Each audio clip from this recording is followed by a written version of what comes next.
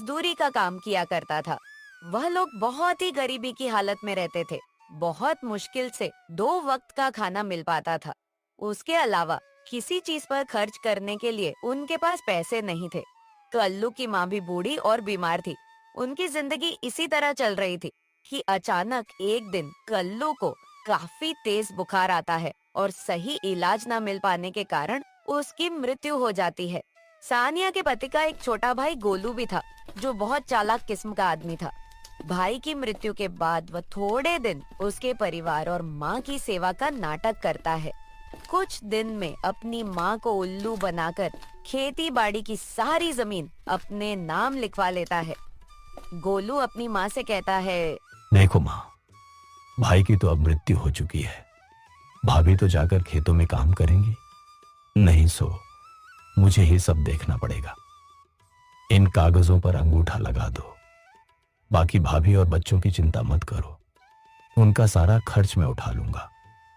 तुम लोगों को चिंता करने की जरूरत नहीं है। बूढ़ी माँ गोलू की बातों में आकर अंगूठा लगा देती है, पर गोलू बहुत मक्कार निकलता है। 2-4 दिनों में उस जमीन को औने पौने दाम में बेचकर गांव से फरार हो जाता है। कैसा कपूत पैदा किया मैंने, जो अपने ही घर को बर्बाद करके भाग गया। अब हम लोग क्या करेंगे? सानिया पर तो दुखों का पहाड़ टूट पड़ा सोचने लगती है। मैंने तो आज तक कोई नहीं किया, कभी घर से बाहर नहीं निकली। मैं इन एक छोटे बच्चे को और अपनी बूढ़ी सास का कैसे ख्याल रखूंगी?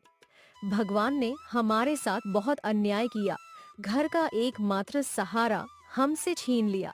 कुछ दिन बीतने के बाद खाने पीने का जो थोड़ा बहुत सामान था वह सब खत्म हो गया। अब तो ना घर में राशन था और ना ही पैसे बचे थे। सानिया अपनी सास से कहती है, माँ जी, जो भी पैसे जुड़े हुए थे वह सब खत्म हो गए हैं। कुछ दिन तो कट गए, पर अब आगे का कुछ सोचना पड़ेगा। आस पड़ोस के लोग कुछ दिन तो उन लोगों की मदद करते हैं, पर धीरे धीरे सब लोग उन्हें उनके हाल पर छोड़ देते हैं। सानिया अपनी बेटी से कहती है, बेटी, अब बस केवल थोड़े से दाल और चावल ही बचे हैं। आज का ही खाना बन पाएगा। कल से मुझे कुछ काम ढूंढने जाना पड़ेगा। मैं बहुत चिंतित हूँ कि तुम लोगों को अकेला छोड़कर मैं काम पर कैसे जाऊंगी। मांझी भी तो बीमार रहती हैं, उन्हें किसके भरोसे छोड़कर जाऊं? आप चिंता बिल्कुल ना करें। आप तो भगवान की इतनी पूजा करती हैं, वो जरूर आपकी मदद करेंगे। हाँ बेटी, अब भगवान ही हमारी मदद कर सकते हैं। तुम भी उनसे प्रार्थना करना। चलो अब खाना खा लो। बच्चों और सास को खाना खिला लेने के बाद केवल थोड़ा सा ही खाना उसके लिए बचा था। सानिया जैसे ही खाना खाने के लिए बैठी, तभी बाहर से आवाज आती है, क्या कोई घर पर है? इस भूखी बुढ़िया को भी खाना खिला दो। बूढ़ी अम्मा की आवाज सुनकर सानिया तुरंत बाहर आती है और उन्हें बैठने के लिए कहती है। सानिया ने अपने लिए जो थोड़े से दाल चावल रखे थे वो उस बुढ़िया को देने के लिए प्लेट में डालकर ले आती है। ये जो थोड़ा बहुत खाना है खा लो मेरे पास। आज केवल इतना ही भोजन है, आप इसे ग्रहण कर ले बूढ़ी अम्मा। बूढ़ी अम्मा खाना खाते खाते हुए सानिया से पूछने लगती हैं। क्या हुआ बेटी, उदास क्यों है? सानिया उस बूढ़ी अम्मा को सारी कहानी बताते हुए कहती है कि किस तरह अचानक उसके पति की मृत्यु के बाद घर का सारा भार उसके ऊपर आ गया और कमाई का कोई जरिया नहीं है। आज तो राशन भी खत्म हो गया है।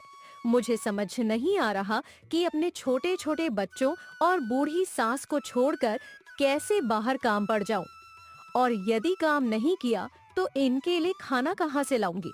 बूढ़ी अम्मा सानिया की सारी बातें सुनकर उससे कहती हैं, तुमने यह जो दाल चावल बनाए थे, इनमें बहुत ही स्वाद था। तुम्हारे हाथ में स्वाद है। घर के बाहर ही तुम दाल चावल का ठेला क्यों नहीं लगा लेती, जिससे तुम्हें घर छोड़कर कहीं जाना भी नहीं पड़ेगा और तुम्हारी कमाई का जरिया भी बन जाएगा। मैं तुम्हें एक नमक का पैकेट देती हूँ। यह एक जादुई नमक है। तुम अपने खाने में इसी पैकेट से नमक डालना, फिर देखना उस खाने का स्वाद तुम्हारा सारा खाना हाथों हाथ बिक जाएगा और तुम्हें कभी पैसे की कोई परेशानी नहीं होगी। यह कहते हुए बूढ़ी अम्मा सानिया को एक नमक का पैकेट दे दी है। आपका बहुत बहुत शुक्रिया अम्मा, आपने तो मेरी समस्या हल कर दी। अब मैं घर पर रहकर ही सब काम कर लिया करूंगी और मुझे अपने बच्चों को छोड़कर कहीं दूर भी नहीं जाना पड़ेगा। तुम बहुत ही अच्छे दिल की औरत हो। तुम्हारे मन में लोगों के लिए दया भाव है और तुम लोगों की मदद करना चाहती हो। इसीलिए मैं तुम्हें यह जादुई नमक दे रही हूँ। ये तुम्हारी बहुत मदद करेगा। हाँ, ये याद रखना, ये पैकेट कभी भी खाली नहीं होगा। बस तुम इसे एक जगह संभाल कर रख देना और हमेशा खाने में नमक इसी में से डालना। भगवान तुम्हारा भला करेंगे। यह कहते हुए वह बूढ़ी अम्मा वहाँ से चली जाती है। सानिया अगले ही दिन भगवान का नाम लेकर खाना बनाने का काम शुरू करती है। पहले दिन वह दाल चावल ही बनाती है और उसमें वही जादुई नमक डालती है। वह अपने आसपास के सभी घरों में कहलवा देती है। दाल चावल बनाकर बेचने का काम शुरू कर रही है। जिसे भी दाल चावल लेने हो वो उससे खरीद सकता है। पहले ही दिन कुछ लोग सानिया से दाल चावल खरीद कर खाते हैं तो उसके दाल चावल के स्वाद से वो लोग बहुत खुश होते हैं। सानिया बहन, वह क्या बात है। यह दाल चावल तो बहुत ही स्वादिष्ट है।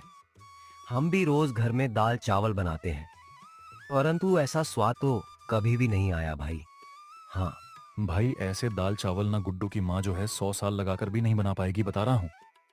स्वाद आ गया भाई सच में। हाँ, सानिया के बनाए दाल चावल धीरे धीरे पूरे गांव में मशहूर हो जाते हैं। पूरे गांव भर में उसके दाल चावल की तारीफ होने लगती है। उस जादुई नमक के स्वाद ने अपना जादू चला दिया और सानिया के बनाए दाल चावल गांव भर में मशहूर हो गए।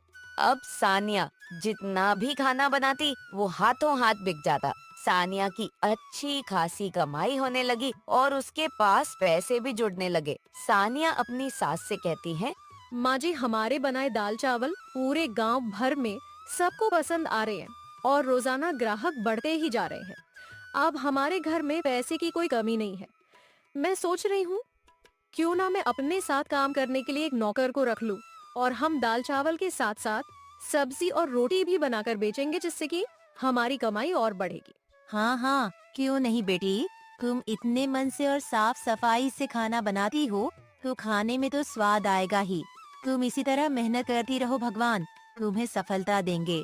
बस फिर क्या था, सानिया अगले ही दिन से रवि नाम के एक लड़के को अपने साथ काम करने के लिए रख लेती है।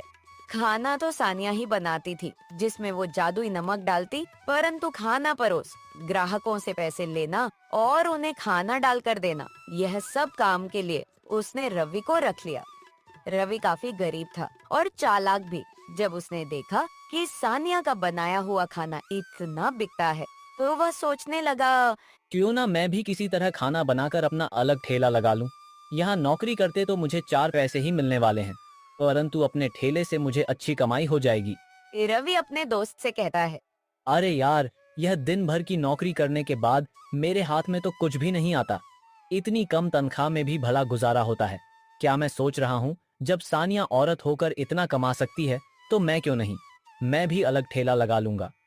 जब इस काम में इतनी कमाई है तो मैं अलग से ठेला लगाकर ज्यादा मुनाफा क्यों ना कमाऊं भाई। कब तक उस सानिया का नौकर बना रहूंगा। पर भाई, ठेला चलाने के लिए तुम्हें सानिया जैसा खाना भी तो बनाना होगा कि नहीं। अभी तुम कुछ दिन उसे देख देख कर उसके जैसा खाना बनाना सीख लो, तभी नौकरी छोड़ना। हाँ, ये तो तू बिल्कुल ठीक कह रहा है। उसके जैसा स्वादिष्ट खाना बनाऊंगा तभी तो मुनाफा होगा। रवि सोचने लगता है, सानिया खाने में ऐसा क्या डालती है जिससे उसके खाने का स्वाद इतना बढ़ जाता है। यह बात पता करनी पड़ेगी।